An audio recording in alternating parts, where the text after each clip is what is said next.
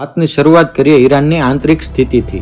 Iran અત્યારે ઇતિહાસની સૌથી ખરાબ આર્થિક મંદીમાં છે. તારીખ 14 જાન્યુઆરી 2026ના રોજ ઈરાનની કરન્સી રિયાલ તૂટીને રેકોર્ડ લેવલ પર પહોંચી ગઈ છે. અત્યારે ત્યાં $1 અમેરિકન કિંમત 14 લાખ રિયાલ છે. સ્થિતિ એવી છે કે લોકોને સામાન્ય દૂધ અને બ્રેડ લેવા માટે પણ થેલી ભરીને નોટો લઈ જવી પડે છે. જ્યારે પ્રજા ભૂખી થાય ત્યારે ડર ખતમ થઈ જાય છે. ઈરાનના તમામ 31 રાજ્યોમાં લોકો રસ્તા પર ઉતરી આવ્યા છે. માનવ અધિકાર સંસ્થાના રિપોર્ટ મુજબ અત્યાર સુધીમાં 20,000થી વધુ લોકોના મોત થયાનો અંદાજ છે. જોકે ઈરાન સરકાર આ આંકડો માત્ર 2,000 બતાવે છે. અહીં આપણા લોક સાહિત્યકાર દુલ્લાભાઈ કાક બાપુનો એક દુહો યાદ આવે છે, જે સત્તાના નશામાં ચકચૂર શાસકો માટે લખાયો હતો. સત્તા તણી સાહેબીમાં ભૂલી જશોમાં માન, આંસુડાના નીરમાં ડૂબી જશે સુલતાન. એટલે કે સત્તાના નશામાં ચકચૂર રાજાઓ એ ભૂલી જાય છે કે પ્રજાના આંસુમાં આખા સામ્રાજ્યો ડૂબી જાય છે.